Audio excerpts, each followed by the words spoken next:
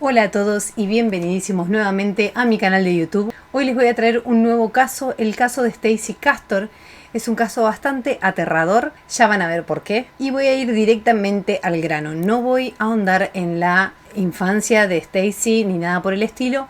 Voy a ir directamente a los hechos porque realmente hay mucho para contar. Nos vamos a noviembre del año 1999. Stacey está casada con Michael, pero ya empieza a pensar en un divorcio. Lo que pasa es que están las fiestas muy cerca y ellos tienen 2 hijas y no quiere arruinarles las fiestas. Por lo tanto decide esperar. El problema es que es una muy mala decisión esto, porque estirar un matrimonio que ya no querés tener es algo medio difícil de sostener. Entonces Stacey de a poco se empieza a poner más y más irritable, sobre todo cuando su marido tiene demostraciones de amor con sus hijas. Cuanto más amoroso era él con sus hijas, ella se ponía más violenta con ellas. Después de aproximadamente un mes de que Stacey empieza con estos pensamientos, su marido Michael empieza a sentirse mal. Al principio él piensa que es una descompostura momentánea, pero después de unos días tiene que recurrir al médico, ya que este malestar no se le pasaba, es más, iba empeorando. El médico le receta unos medicamentos que son para la infección de oído, que eran los síntomas que él tenía, se relacionaban con eso. Por lo tanto, él pasa la Navidad con su madre, pero se la pasa acostado en el sillón porque estaba hinchado, resfriado y sentía mareos. Evidentemente la situación no estaba mejorando hasta que llega el 11 de enero, cuando Ashley, la hija mayor de la pareja, entra en la casa y su papá se encuentra acostado en el sillón, como de costumbre, porque estos últimos días se sentía muy mal y se la pasaba así. Entonces ella prende el televisor y se acuesta a su lado. El hombre hace unos ruidos raros, mueve un brazo y de golpe no lo hace más, queda quieto, pero quieto para siempre. Su cuerpo se puso completamente violeta, llaman a emergencias, lo llevan al hospital, pero ya era demasiado tarde. El hombre había fallecido de lo que parecía ser un paro cardíaco. Stacey, are you going to have an autopsy? She looked at me and she says, Rosie, you know he didn't like being cut up in surgery and everything like that. She says, no. She said Michael would want us to kick back, pop a beer, have a good time, you know, that type of thing, not cry over him. Después de esto, Stacey cobra el seguro de vida de su marido y con ese dinero ella y sus hijas viajan a Disney. Pasan unos lindos momentos, pero después de esto las hijas cuentan cómo la madre se empieza a centrar más que nada en conocer gente por internet y se olvida un poco de su rol de madre. Al cabo de un año conoce a otro hombre, David, un hombre recién separado que tenía un hijo y también tenía una empresa a su cargo, por lo tanto estaba bastante bien económicamente. Ellos empiezan una hermosa relación y después de aproximadamente un año se casan, pero en secreto para la familia de David. Ninguno de su familia fue invitado, incluso el hijo, quien se enteró un tiempo después a través de fotos que fueron publicadas en las redes sociales. Las 3 mujeres se mudan con David a Liverpool. La relación entre las nenas y David era bastante mala, pero el problema mayor fue que Stacey empezó a tratarlas así también. Entonces la convivencia se tornó un poco insoportable. Pero con el paso del tiempo, la relación de David con las chicas empezó a cambiar y empezó a mejorar, al tal punto que Ashley, la hija mayor, se gradúa y David le demuestra mucho cariño y mucho orgullo por haber terminado los estudios. Acá es cuando la relación entre Stacey y David empieza a cambiar. Lo mismo que había pasado con el matrimonio anterior, que cuando el marido era más amoroso con sus hijas, ella se tornaba más insoportable. Lo mismo empezó a pasar ahora con este nuevo matrimonio, con David. Cuanto más amoroso era él, más irritable estaba ella. Esto pasó a tal punto que en el 2005 David una noche se emborracha y se encierra en su habitación y al día siguiente durmió todo el día sin salir del dormitorio. Esto hace que Stacey llame a emergencias y le cuente lo que había pasado. La policía inmediatamente llega a la casa y cuando irrumpen en el dormitorio estaba David desnudo, tirado boca abajo en la cama.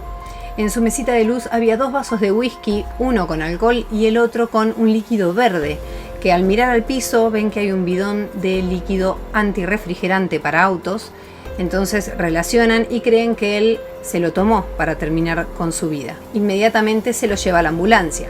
La policía que estaba en el lugar se queda mirando la casa y encuentran en el cesto de basura de la cocina un recipiente que tenía restos de líquido verde.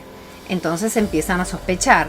Por lo tanto, se la llevan a Stacy a la comisaría para declarar. Mientras la investigación sigue en curso, Stacy hereda la casa, los vehículos y hasta la empresa de David. Y él no le deja absolutamente nada a su hijo. Esto para el hijo obviamente que es un golpe bajísimo, no por lo económico, sino por el hecho de que su padre no lo había invitado a su casamiento antes y ahora no le había dejado nada, por lo que él interpreta que el padre directamente no lo quería. De nuevo Stacy empieza a viajar con sus hijas y a tener una relación mucho más amable, tal como era cuando falleció Michael, el primer esposo. Se repetía la historia. Pero después de un año aparecen las evidencias forenses que revelaban que el líquido verde que se encontraba en el recipiente, en el cesto de basura de la cocina, era líquido refrigerante. Era imposible que David lo hubiese puesto ahí porque se había pasado un día entero, en teoría, encerrado en su habitación. También el vaso de whisky que contenía este líquido tenía huellas dactilares que no eran de David. Y aparte de esto, un análisis de sangre revela que David no tenía alcohol en sangre. Esto contradice completamente lo que había dicho Stacy en esa llamada al 911. Ella dijo que David había tomado mucho alcohol el viernes a la noche y que se había pasado el sábado durmiendo en su habitación por consecuencias del alcohol. Police Communications, can I help you? My name is Stacy Caster, and my husband has locked himself in our bedroom for the last day. I'm just getting a little concerned because I haven't talked to him since 5 o'clock in the morning on Sunday when he locked me out of the bedroom. Pero David no tenía una gota de alcohol en su cuerpo. Todas las evidencias apuntaban contra Stacy. El fiscal y el detective del caso necesitan más pruebas porque no hay nada contundente para ir contra Stacy. Entonces dicen, vamos a buscar a su exmarido para interrogarlo y ver si podemos conseguir pistas o algo para ir contra ella. Pero se encuentran con la gran sorpresa de que el exmarido de Stacy también había fallecido. Deciden exhumar el cuerpo y se encuentran con que en el cuerpo de Michael también había líquido antirrefrigerante. Es entonces cuando llaman a Stacy para hacerle algunas preguntas más. Acá Stacy empieza a sospechar y se da cuenta de que la están descubriendo. I said, Stacy, there were 2 glasses sitting on the nightstand. You say that you poured him some cranberry juice at one point, right? She said, yes. And I said, I'm going to show you a picture of those 2 glasses. I asked Stacy, do you remember which glass it was that you poured the cranberry juice in? And she looked at it and said, well, when I poured the antifreeze, and then she stopped and said, I mean the cranberry juice.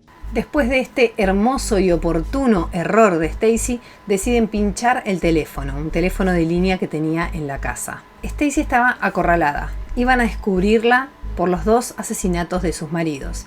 Pero de repente, el 12 de septiembre, un detective visita a Ashley en la universidad para contarle que habían exhumado el cuerpo de su padre biológico y que habían encontrado líquido anticongelante en su sistema. Ashley lo primero que hace es llamar a su mamá para contarle lo que había pasado. La mamá la tranquiliza y Ashley puede volver tranquilamente a clase. Cuando llega a su casa pasa la tarde y a la noche Stacy le propone emborracharse juntas. Esto para Ashley es un planazo, ya que, era adolescente y que tu madre te permita tomar alcohol es algo prácticamente a lo que no te puedes negar. Entonces toman juntas, pero cuando Ashley se termina el primer vaso se siente tan mareada que decide ir a acostarse. Ella hoy cuenta que el mareo era tal que ella sentía que iba a desmayarse. Piensen que esto fue solo con un vaso de alcohol. Al día siguiente, a pesar de la resaca que tenía, Ashley decide ir igual a la universidad, pero cuando vuelve su mamá le propone emborracharse de nuevo, pero esta vez en serio. A pesar de que era la tarde, era temprano, ellas empiezan a tomar alcohol, pero Stacy le da de tomar alcohol con un sorbete. Esto sabemos que hace que el alcohol pegue muchísimo más. Entonces Ashley apenas termina el primer vaso, cae desmayada. Cae la noche y llega Bri a la casa, la hija menor, y descubre que su hermana había estado durmiendo todo el día. pero su madre le dice que no hay problema, que se despreocupe, que no había nada raro en eso, que era porque había tomado alcohol. Entonces Bree se va a acostar tranquila. El tema es que a la mañana siguiente, cuando se despierta, escucha que Ashley está haciendo unos sonidos raros al respirar. Se acerca, ve que tiene los ojos llorosos, que había estado vomitando y aparte, cuando ella la llamaba, la hermana no le contestaba, no respondía a sus llamados. Entonces le dice a la madre que llame a emergencias. Ya es 14 de septiembre cuando los detectives que tienen pinchado el teléfono escuchan la llamada de Stacy al 911, donde dice que su hija había tomado pastillas y había tomado vodka también. I need an ambulance. What's the problem? My daughter, I believe, has taken some pills. Is she conscious? Yes, she's normal. I'm leaning over her. Ashley, she's having trouble, I think. It sounds like there's something in her throat. Ashley. Oh my God, oh my God, oh my God. Oh my God, this is not happening. Lo raro de todo esto es que ella no se escucha tan desesperada, pero aparte aclara en la llamada al 911 que su hija había dejado una carta. She left a letter. What? She left a letter? Left a note. No es raro que deje una carta a la hija, lo raro es que en ese momento de desesperación que estás hablando con el 911 sientas la necesidad de aclarar que tu hija dejó una carta. O sea, todo lo que podés describir, vos describís que dejó una carta, no sé, raro. La policía llega inmediatamente a la casa. Si bien Ashley está inconsciente, se la llevan al hospital más cercano para darle cuidados intensivos y la policía ve la carta que dejó Ashley, donde contaba con lujo de detalles cómo había matado a su padre y a su padrastro. Como todo era bastante sospechoso, los agentes de policía se quedan vigilando la habitación de Ashley. En un momento llega Stacy para ver a su hija, le acaricia el pelo y le dice: "Lo siento, te amo". Después de eso, se va. Cuando Ashley se despierta, no entiende absolutamente nada, porque todos los agentes le preguntaban qué había hecho, por qué había tomado tanto, por qué había consumido pastillas, por qué había hecho lo que hizo y por qué había escrito esa carta. Ella no entendía nada y lo que les dice es: me puse a tomar alcohol con mi mamá y de repente estoy acá, no me acuerdo más nada. Con la única persona que ella había estado era con Stacy, por lo tanto se la llevan inmediatamente detenida. El 13 de enero de 2009 comienza el juicio a Stacy, donde Ashley iba a tener que declarar en contra de su propia madre, la misma persona que le dio la vida, pero que a la vez se la había intentado quitar hacía un año. La defensa de Stacy fue que Ashley había cometido esos dos asesinatos, los había confesado en la carta con la idea de terminar con su propia vida, pero como no lo logró, ahora no asumía lo que había hecho. Ahora negaba todo. Llaman al estrado a Ashley cuenta todo como fue, pero era la palabra de una contra la otra, porque las pruebas podían encajar muy bien en cualquiera de las dos. Pero la computadora de Stacy fue la que reveló todo. En el Word de Stacy estaba la carta que había escrito Ashley. Si bien Ashley la podría haber escrito en la computadora de su mamá, las ediciones de la carta revelaban que la última edición había sido cuando Ashley estaba en la universidad. Cuando vos escribís algo en Word, cada vez que abrís el archivo para editarlo, queda asentado, queda registrado la fecha y la hora en que vos entraste a ese archivo. La última vez que se editó había sido el mismo día y a la misma hora que el detective había visitado a Ashley en la universidad. ¿Se acuerdan que les conté que el detective fue a contarle que habían encontrado líquido refrigerante en el cuerpo de su padre biológico? Y que después de esto Ashley llamó a su mamá para contarle y la mamá la tranquilizó. Piensen que mientras ella estaba por teléfono consolando a su hija y tranquilizándola, estaba redactando la carta para inculparla y luego matarla. O sea, la mente de esta mujer es un quilombo. Y como yapa aparece una amiga de Stacy que cuenta que ella ayudó a Stacy a falsificar el testamento de David para que todo lo suyo quede para Stacy. En realidad el hombre le había dejado todo a su hijo. Esto para su hijo obviamente que fue un alivio, porque pensó que, bueno, finalmente sí, mi padre sí pensaba en mí y sí sentía algo por mí, porque él se sentía completamente abandonado en todo sentido por su padre. 4 días después de esto, Stacy es declarada culpable de homicidio en segundo grado y de intento de homicidio en segundo grado. Did Ashley poison him? I did not poison him. When did Ashley poison him? I can't answer that question. My God! You lost 2 husbands to poisoning! Your daughter has just learned that her father was dug out of his grave. Fue sentenciada a 54 años de prisión. Se sospecha que ella también es la culpable de la muerte de su padre, que falleció cuando ella era muy chiquitita, pero no se encontraron suficientes pruebas, así que es algo que quedó en la nada. The jury's reached a verdict. As to count number 1, murder in the second degree, what is the verdict? Guilty. On count 2, attempted murder in the second degree, what's the verdict? Guilty. Bueno, esto ha sido todo el caso por hoy.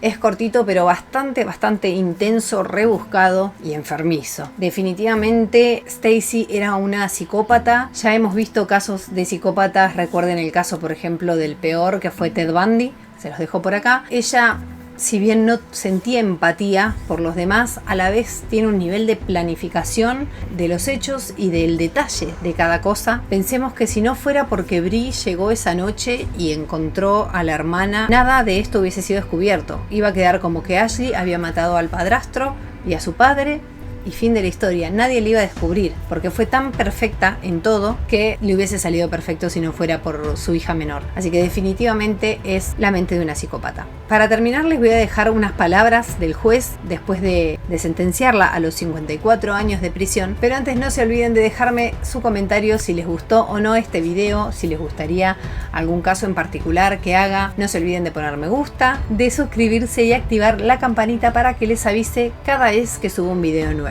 Acá les dejo las palabras del juez y también 2 videitos recomendados para ustedes. Como siempre, los espero en el próximo video. Adiós. You know, in my 34 years in the criminal justice system as a lawyer and as a judge, I've seen serial killers, I've seen contract killers, I've seen murderers of every variety and stripe, but I have to say, Mrs. Castor, you are in a class by yourself. What you did to David Castor can only be described as premeditated torture. And while you're not being held accountable for it here, I must say that what you did to Michael Wallace was also premeditated torture. Now, as bad and as evil as that is, what you tried to do to your daughter Ashley is simply something that I find I almost can't comprehend. I've seen a lot of defendants come through this court system, including some whose parents tried to take the blame for what they did, but I've never seen one who was prepared to sacrifice their child to shift the blame away from themselves. And I listened not only to the wonderment of your daughter Ashley as she tried to comprehend what you did to her, I also listened to the horror your daughter Bree experienced in finding her older sister almost dead. Unlike many defendants who pass through my courtroom, you're not just a danger to the general public, you're a danger to the people who love you and are closest to you.